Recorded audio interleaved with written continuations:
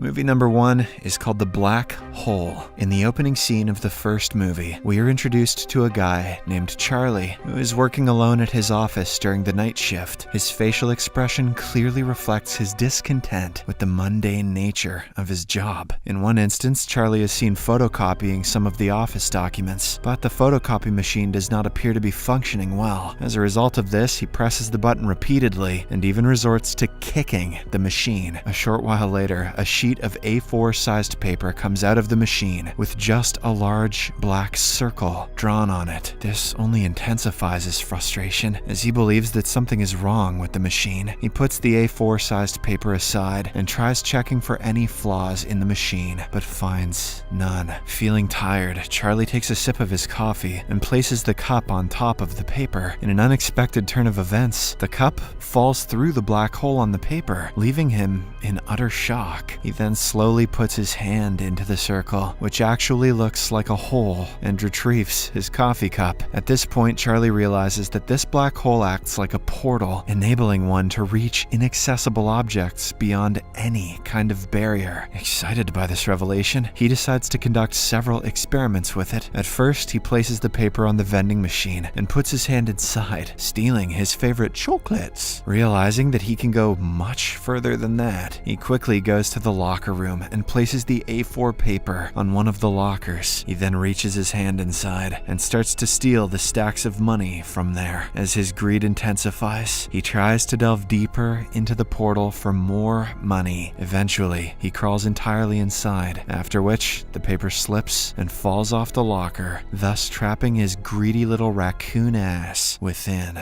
Second movie, Exit Strategy. At the start of the second film, a fireman, Matt, goes to meet with his younger brother Shane at a restaurant. As Matt strikes a conversation, Shane surprisingly completes each of his sentences before he does. Moreover, he instructs him to go to ESPN Livestream and watch a football match between Liverpool and Manchester United. Shane then predicts the exact time when a player, Roberto Firmino, will score the first goal. When the event transpires, Matt is left bewildered. In the midst of their conversation, Shane's watch alarm rings, and he emphasizes that they have to leave right now. As they drive away, Shane explains that a fire will break out in the forest of Pines Road this afternoon, so they must get there and stop it before it happens. Perplexed, Matt questions how he knows about all of these future events, to which Shane reveals that he has been trapped in a time loop and has been living the same day for a long time now. He then predicts that the car's tire will blow in a few seconds, and it soon does. As a result, they pull over on the side of the road and start replacing the tire. Matt is still confused as he is not able to comprehend the ongoing situation, but he trusts his brother despite meeting him after 4 years. After a while of driving, the two arrive at the forest path, but their way is blocked by a barricade and a guard. Matt suggests breaking through it, but Shane replies that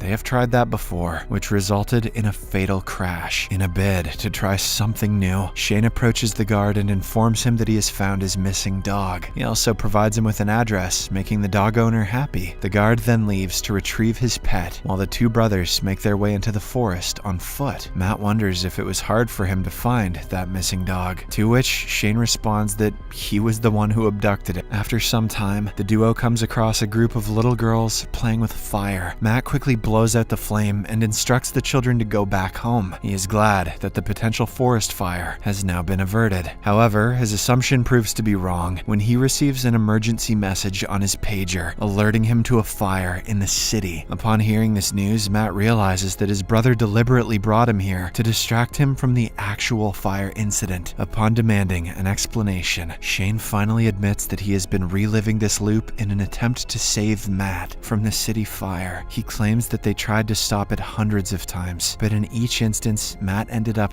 dead. Even when he managed to rescue a few people, he would never make it out alive. As a result of this, Shane started looking for another exit to the maze, away from the fire. He goes on to say that he spent several days searching for locations, calibrating the shortest safe distance away, and found this one. This revelation infuriates Matt, and he shouts that he does not have to save him because it is his responsibility as a firefighter to save people. He also asserts that he does not care about the time loop, and that the only reason he he accompanied him is because he wanted to spend time with his brother. After this heated argument, Matt asks for the car keys to drive back to save people's lives, but Shane throws them away. He then tries to stop his brother, but accidentally pushes him. This causes Matt to hit his head on a pointed piece of wood and die on the spot. Shane is devastated that his brother again met with the same fate despite his foolproof plan, ultimately making him realize that he can't escape this maze. The scene then cuts to another timeline, and we see the two brothers meet in the same restaurant as before. This time, Shane does not act smart and just listens to his brother without any interference. Shortly after, his watch alarm rings, but he dismisses it, choosing to spend quality time with his brother without the burden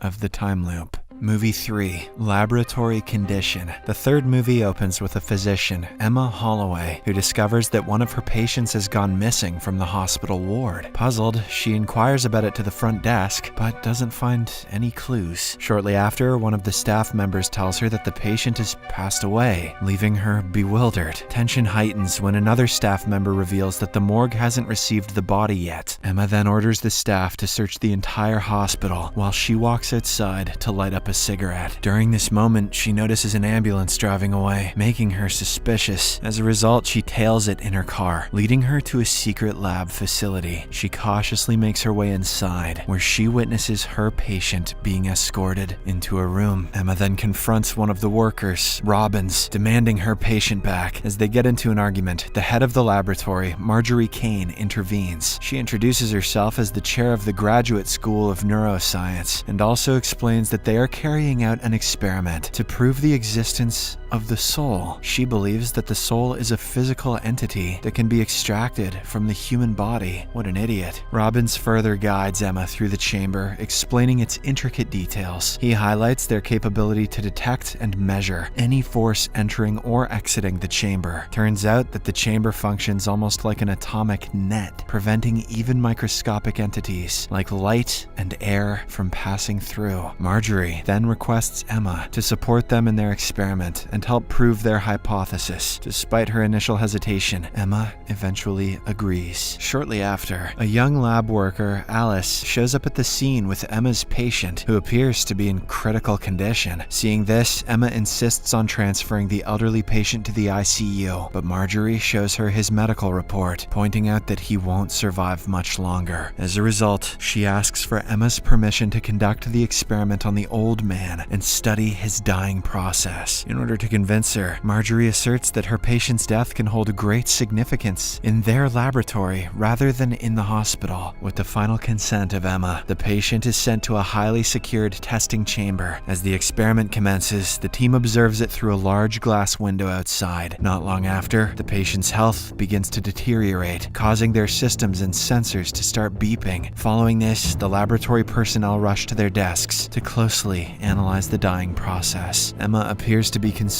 for her patient, but she can only watch helplessly. The old man then struggles for some time before ultimately passing away. A short while later, Emma experiences a vision of the patient's soul wandering within the secure chamber. She tries to alert everyone about it, but nobody else can see it. Just then, Dan, another worker in the lab, notices some kind of force attempting to enter the chamber and promptly shares the readings with the team. While the crew are behind the monitor, Emma walks closer to the glass chamber and witnesses the frightened soul desperately attempting to make its way out. The soul even pleads with Emma for help, which makes her feel very bad. Unable to continue the experiment any longer, she quickly turns off the power supply of the entire lab and unlocks the chamber door, finally releasing the old man's soul. The other staff members rush to stop her, but they are already too late. As soon as they restore the electricity, Robbins and Dan feel a strange sensation within their bodies. Robbins describes it as malevolent, while Dan labels it as evil. Curious, Marjorie wants to feel the same, so she instructs Robbins to open the chamber's door. She has decided to enter the place herself. Before doing so, Robbins asks Emma if she sees anything inside. When the latter takes a look, she notices several horrifying souls, including those of animals and a young girl with a child. The girl signals Emma to keep quiet and not reveal their presence. Heeding her request, Emma denies seeing anyone inside and gives him the green light to open the door, eager to witness what unfolds next.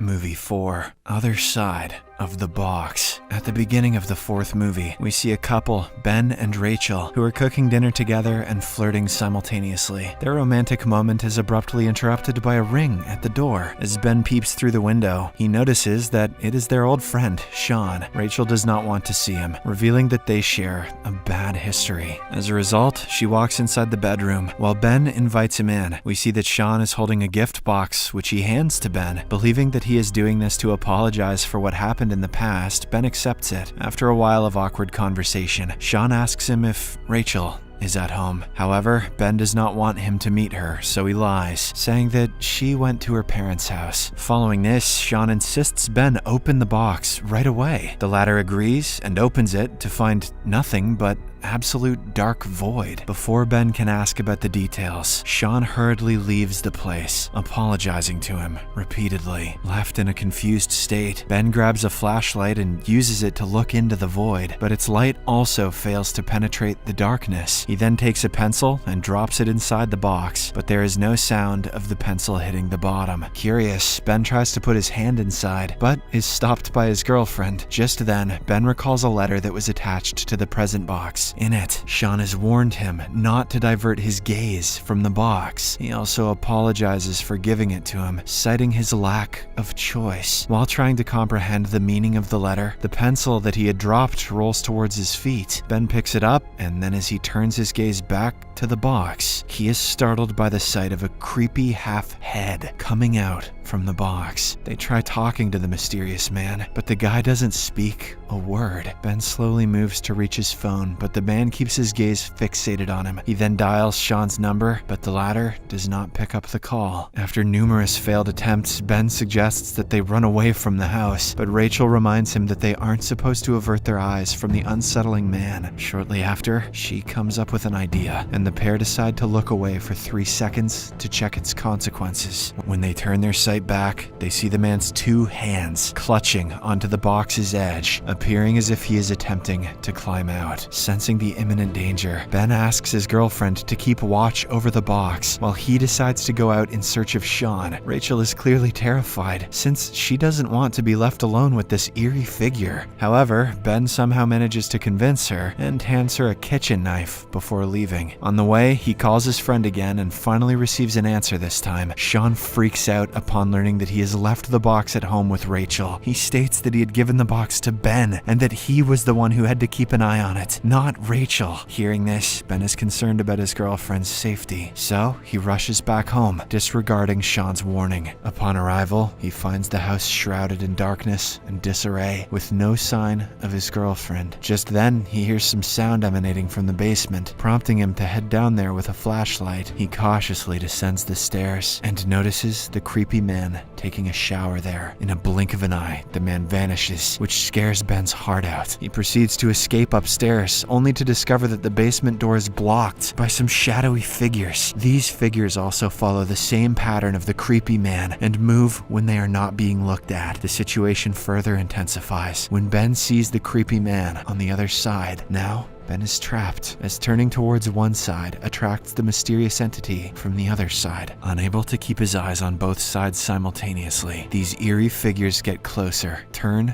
by turn by turn, and the lights abruptly go out. Subscribe for more videos like this, turn on notifications, and leave a like to help the channel out. Thank you for watching.